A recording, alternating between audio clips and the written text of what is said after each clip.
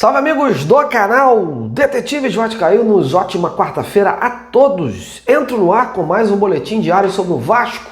A janela de transferências encerrou, o Vasco, ao que tudo indica, colocou um ponto final nas contratações, mas agora o foco está em duas frentes: Copa do Brasil e Brasileirão. E no meio destas chegadas abrem as tais brechas importantes para disputas internas. E as disputas estão acirradas tanto no meio-campo quanto na defesa. Para o jogo contra o Botafogo, nem tanto, porque o grupo é o que foi relacionado para a primeira partida. Mas a partir do jogo contra o Ceará em São Januário, poderemos ter aí a formação mais adequada que o Diniz tem em mente. Vou te contar em detalhes desse duelo por vagas, das possibilidades, dos testes que serão feitos nesses 7 dias de treinamento até o duelo contra o Botafogo e muitas outras coisas. Mas para que possamos seguir, quero contar antes com o seu apoio também. Então não esqueça de assistir ao vídeo até o final, deixar o like aí, compartilhar o conteúdo e dar aquela moral que só você sabe dar. Vem comigo nessa. Bom, meus amigos, finalmente chegou ao fim a janela de transferências e agora o técnico Fernando Diniz poderá, com as peças que tem em mãos, montar o melhor Vasco que almeja para o restante da temporada. O foco todo está no jogo do próximo dia 11 contra o Botafogo, que vai colocar aí um dos times nas semifinais da Copa do Brasil. Com isso, não há tempo a perder. O Diniz já tem que estar focado no jogo contra o Ceará em São Januário. E o jogo esse que a vitória também é inegociável para o time seguir se afastando da zona de rebaixamento.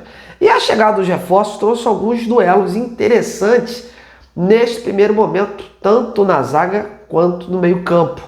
Hoje o Fernando Diniz não tem dúvidas quanto à titularidade de Léo Jardim, do Paulo Henrique, do Lucas Piton, do Coutinho, do Nuno, do Ryan e do Verratti. Esses 7 aí tem praticamente vaga cativa no time. O Verratti até chegou a ser questionado, virou banco num dos jogos, mas ao que parece voltou a conquistar o apoio do treinador. A questão agora é no sistema defensivo, tanto na defesa como no meio-campo. Para o jogo contra o Botafogo, uma situação já é certa: a utilização do Hugo Moura como zagueiro central. Isso porque o colombiano Carlos Cuesta não foi inscrito nesta fase e só poderá ter condições de estrear no jogo contra o Ceará pelo Brasileirão. Já o zagueiro pela esquerda abre-se uma disputa. Até então, o Lucas Freitas é o titular absoluto, é o cara que se entrosou ali com o Hugo Moura na zaga. Porém, o Robert Renan chegou há pouco tempo, começou a intensificar os seus treinamentos, mesmo nas folgas dadas ao grupo principal. Isso fez crescer a concorrência no setor, muito embora o atleta tenha feito sua última partida lá no início do ano, assim, mais ou menos entre março e abril. E com isso, por ser um jogo decisivo contra o Botafogo, num gramado sintético, provável que a titularidade nessa partida seja do Lucas Freitas mesmo. Eu não levo fé que o Diniz vai mudar o seu pensamento sobre essa questão. Porém, pelo Brasileirão, aí a coisa já pode mudar de figura e o Robert Renan poderá começar aí a ganhar as suas minutagens. Agora vamos ao meio-campo, né? No tocante à volância também, né? Aí sim a coisa aperta e muda de figura, meus amigos. Tivemos essa perda recente do Jair e isso acirrou ainda mais a disputa para o setor. Para o jogo contra o Botafogo, caso o Tietê se recupere, ele será o titular ali da camisa 8. Mas aí fica a questão de quem poderia ser o seu parceiro nesse setor. Hoje o garoto Cauã Barros, que melhorou muito a proteção da zaga, é o maior candidato a ficar com esta vaga. O Diniz gosta muito do jogador, tanto que fez questão de que o Vasco o trouxesse de volta. E como o Hugo Moura irá para a zaga, o Barros provavelmente será o titular aí, seria o titular, né? Melhor dizendo, contra o Botafogo. A ver a questão do Tietê. Hoje ele ainda não treinou com o grupo, segue no departamento médico cumprindo as etapas de recuperação da lesão que o tirou desde o último jogo contra o Botafogo. Numa eventual ausência do Tietê, o duelo poderia ficar até mais acirrado, porque a gente teria aí o Thiago Mendes, o Matheus Cocão, que entrou contra o Sport na vaga do Jair, e até o Paulinho. Só que na prática hoje a situação não é bem essa, porque além do Tietê estar no departamento médico, o Paulinho ainda segue tratando também o seu problema na lombar. E o Thiago Mendes também não treinou por conta das suas dores na panturrilha acusadas ali na semana passada. Em tese, hoje Barros e Cocão seriam aí os titulares. Mas como o jogo é só dia 11, até lá ainda dá tempo suficiente da recuperação desses atletas. A disputa para esse setor promete ficar mais acirrada mesmo contra o Ceará, meus amigos. Isso porque o Cuesta deve fazer a sua estreia na zaga e com isso o Hugo Moura, na prática, voltaria a ser o camisa ali 5 do time, o tal primeiro volante, né? E no caso todos estivessem recuperados, o Barros e o Tietchan, por exemplo, teriam aí uma disputa sadia para ser o companheiro do Hugo Moura. Enfim, são muitas possibilidades aventadas e isso, de certa forma, é bom, porque mostra que o Vasco tem opções para esse setor.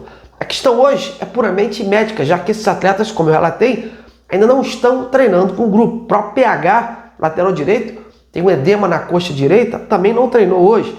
Então a ideia do Vasco é usar essa semana, usar esse período para recuperar esses jogadores e aí na próxima semana se introduzi-los em campo para que o Fernando Diniz possa começar a ganhar as novas opções contra o Botafogo.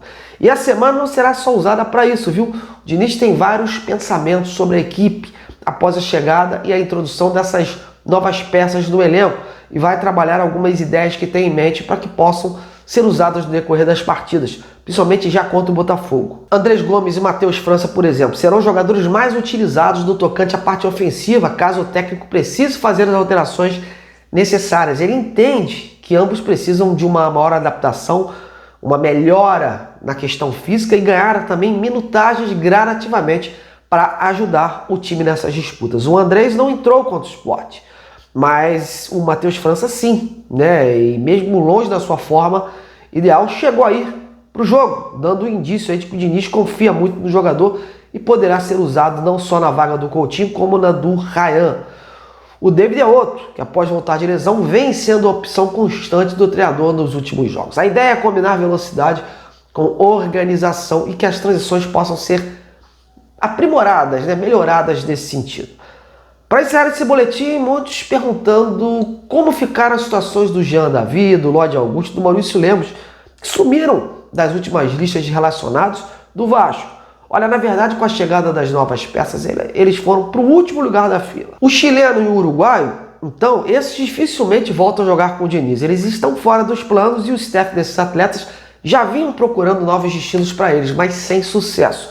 Eles, inclusive, treinam normalmente com o grupo principal, mas não são relacionados. O angolano não está fora dos planos a priori, até porque foi um ativo caro, trazido nesta primeira janela, mas já não goza também de tanto prestígio como foi desde a sua chegada. E eu não me surpreenderia se fosse negociado por algum país onde a janela estivesse aberta. Aliás, em relação às janelas, hoje ainda existem países que podem contratar jogadores. Isso facilitaria essas saídas do Vasco, por exemplo. A Turquia e o México têm até o dia 12 de setembro para contratar, enquanto Portugal, a data limite é dia 15. E na Arábia Saudita, a situação ainda é mais distante.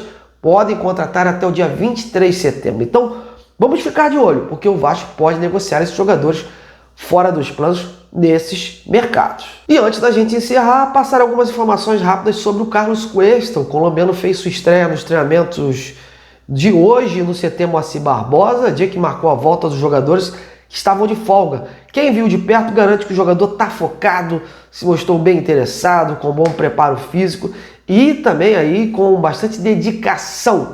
Isso porque ele vai ter um tempo maior para entrar no time, já que não pode jogar no dia 11. Como o jogo do Ceará é só dia 14, então teria até o dia 13.